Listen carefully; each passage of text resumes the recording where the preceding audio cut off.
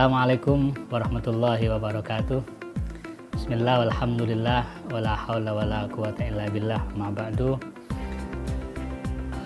Pada kesempatan kali ini kita akan membicarakan satu tema penting di dalam isu hak asasi manusia, yaitu yang berkaitan dengan HAM berbasis gender. Mengapa kita penting untuk membincang HAM berbasis gender? Tidak cukup dengan HAM atau hak asasi manusia saja, tetapi harus menggunakan perspektif gender. Ada beberapa alasan mengapa kita harus melihat perspektif gender di dalam melihat hak asasi manusia. Pertama, cara pandang netral gender terhadap hak asasi manusia telah menutup kesadaran perempuan untuk melihat bahwa mereka memiliki hak asasi yang setara dengan laki-laki. Oleh karena itu, di dalam beberapa konvensi internasional tentang hak asasi manusia ditegaskan bahwa hak asasi perempuan adalah hak asasi manusia. Dalam arti harus ditegaskan pula bahwa ketika membincang hak asasi manusia, termasuk di dalamnya adalah hak asasi tentang perempuan. Alasan yang pertama, membangun kesadaran perempuan bahwa mereka memiliki hak yang sama seperti halnya juga laki-laki. Alasan yang kedua, mengapa penting melihat HAM berbasis gender, karena cara pandang negara, termasuk juga di dalamnya ASN, masih belum memiliki perspektif yang setara di dalam melihat relasi laki-laki dan perempuan. Sehingga ketika membaca isu-isu hak asasi manusia, itu ada kekosongan melihat ketimpangan gender antara laki-laki dan perempuan. Sehingga kerap kali cara pandang negara dan cara pandang ASN terhadap HAM yang netral gender ini itu mengabaikan hak asasi perempuan. Nah, setidaknya ada dua alasan itu mengapa kita penting untuk melihat perspektif gender atau disebut dengan HAM BG. Kalau kita menilik sejarah perkembangan hak asasi manusia, kita melihat bahwa memang pada awalnya belum muncul kesadaran manusia ya bahwa hak asasi perempuan itu adalah hak asasi manusia. Jadi pada awal kelahirannya dikenal dengan apa yang disebut dengan natural rights, hak-hak yang bersifat natural. Tetapi natural right itu di dalam masyarakat yang patriarki, bahasa agamanya itu al-mujtama al-abawi, jadi masyarakat yang patriarki itu ya hak asasi laki-laki. Maka dalam perkembangannya natural right itu justru diarahkan kepada hak asasi laki-laki. Maka sempat muncul di dalam wacana hak asasi manusia internasional apa yang disebut dengan right of man, hak laki-laki. Nah, maka dalam perkembangannya kemudian karena ini dianggap diskriminatif ya, karena hanya menyebut hak asasi untuk laki-laki, walaupun di dalamnya juga hak asasi untuk perempuan, tapi penamaannya dengan right of man itu sangat diskriminatif. Oleh karena itu, maka dalam perkembangan selanjutnya muncullah apa yang disebut dengan human right yang lebih netral, yaitu hak asasi manusia. Nah, hak asasi manusia ini diawali dengan deklarasi universal yang sangat fenomenal ya, yang dianggap sebagai tonggak sejarah kelahiran HAM, yang disebut dengan DUHAM, Deklarasi Hak Asasi Manusia Dunia itu. Nah, disinilah mulai mengenalkan bahwa setiap manusia itu memiliki hak yang terberikan, yang tidak boleh dicabut oleh siapapun. Ini yang disebut dengan hak asasi manusia itu, tanpa melihat latar belakang agama, ras, jenis kelamin, dan seterusnya. DUHAM ini kemudian melampaui dua sejarah penting dengan mengadopsi dua konvensi HAM internasional.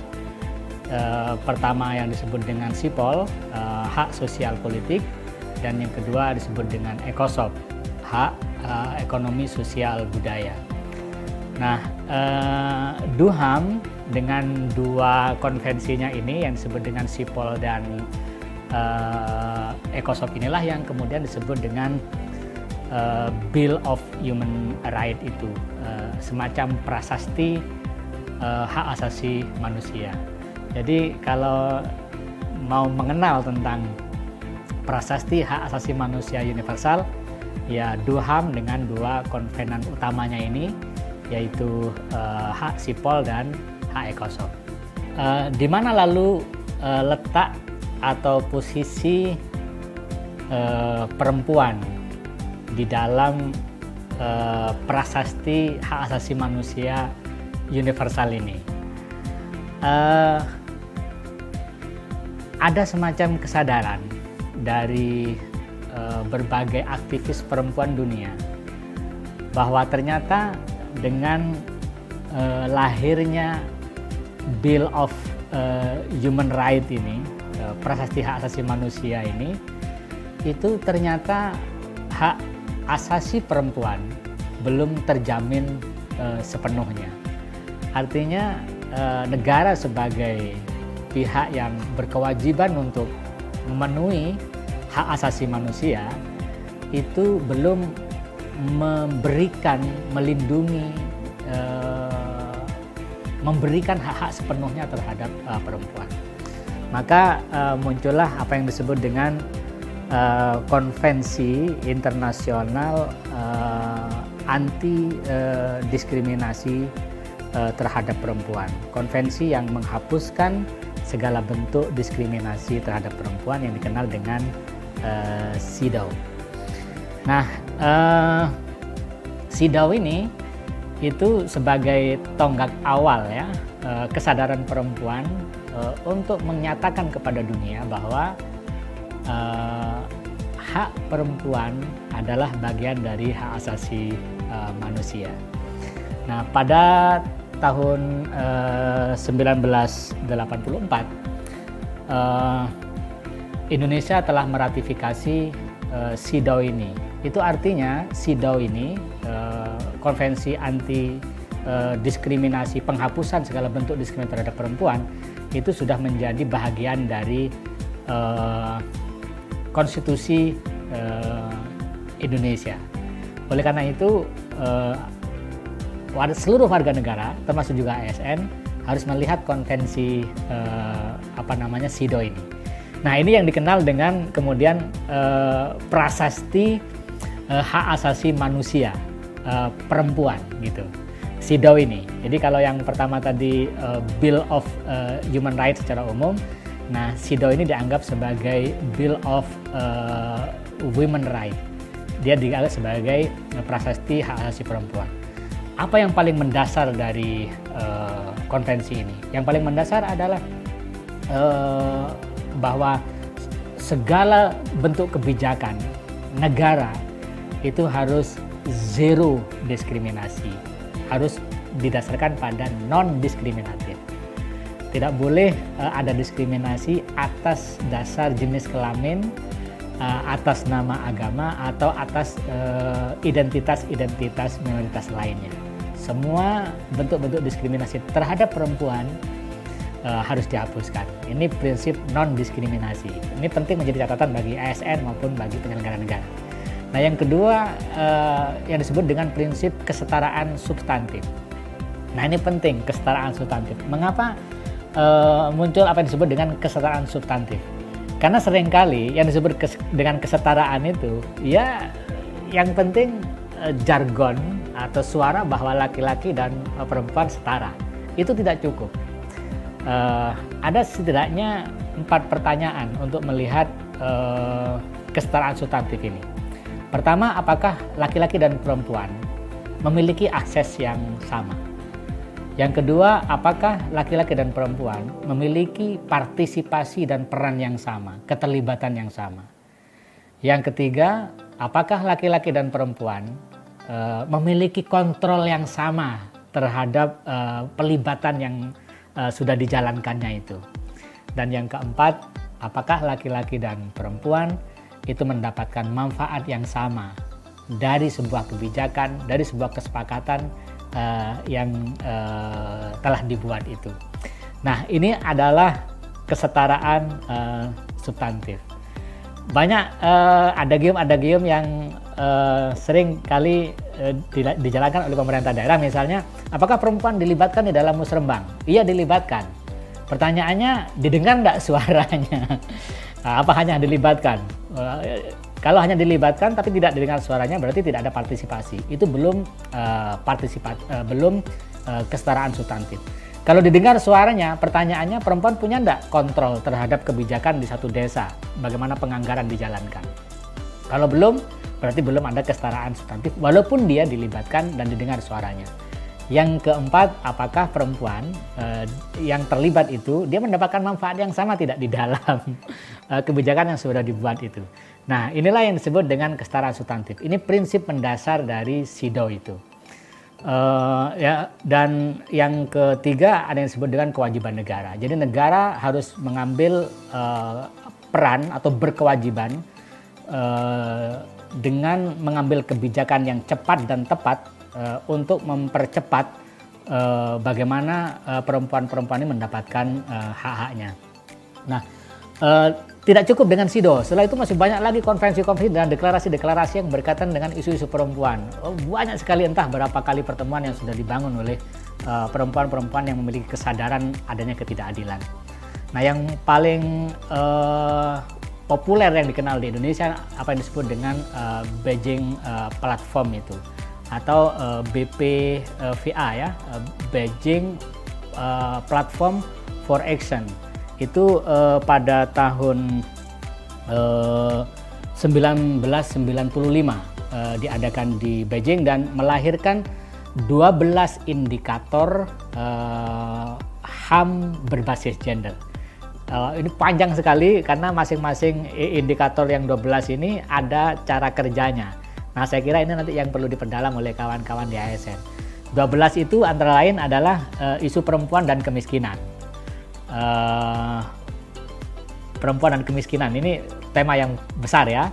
Kemudian pendidikan dan pelatihan bagi perempuan. Kemudian perempuan dan kesehatan, kekerasan terhadap perempuan, perempuan dalam pusaran konflik bersenjata. Ini juga menjadi isu sangat penting karena di dalam berbagai konflik bersenjata itu perempuan selalu banyak menjadi korban karena pemanfaatan oleh kekuasaan.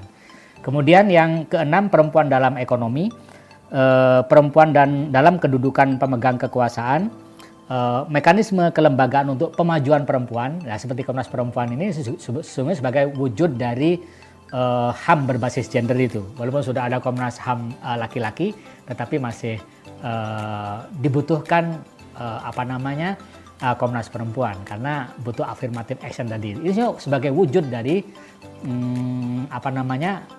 cara pandang atau perspektif HAM berbasis gender. Kemudian ada hak asasi perempuan tadi ditegaskan, perempuan dan media massa, perempuan dan lingkungan hidup, dan anak-anak perempuan. Ini adalah 12 isu penting untuk melihat indikator HAM berbasis gender itu. Nah, saya kira ini pembahasan yang cukup panjang ya, nanti dilihat indikatornya masing-masing. Yang terakhir, di Indonesia sesungguhnya kita sudah merasakan ya, dan juga sudah melihat bagaimana HAM berperspektif gender ini atau berbasis gender ini sudah mulai kelihatan di berbagai kebijakan-kebijakan. Salah satu misalnya yang paling kelihatan adalah adanya perma tentang perempuan yang berhadapan dengan hukum. Nah, ini saya kira cara pandang yang sangat positif ya di lembaga penegakan hukum untuk melihat Perma ini. Nah, Perma ini memperlihatkan dengan begitu terang benderang bagaimana perspektif gender harus menjadi pertimbangan di dalam hukum maupun hak asasi manusia. Misalnya di dalam melihat atau mendampingi perempuan yang berhadapan dengan hukum, kita tidak boleh misalnya merendahkan derajat perempuan, atau kita harus melihat latar belakang perempuan dalam sejarah hidupnya itu seperti apa. Nah, pengalaman perempuan, kemudian bagaimana situasi perempuan ini harus dilihat di dalam proses penegakan hukum maupun pemenuhan HAM. Inilah yang disebut dengan HAM berperspektif gender. Kemudian ada juga Undang-Undang TPKS, Undang-Undang PKDRT. Nah, sekarang di lembaga pendidikan juga sudah mulai ada kebijakan-kebijakan untuk pencegahan dan penanganan kekerasan seksual, baik di pendidikan umum maupun di pendidikan agama dan pesantren. Nah, saya kira ini beberapa poin tentang cara pandang HAM berbasis gender.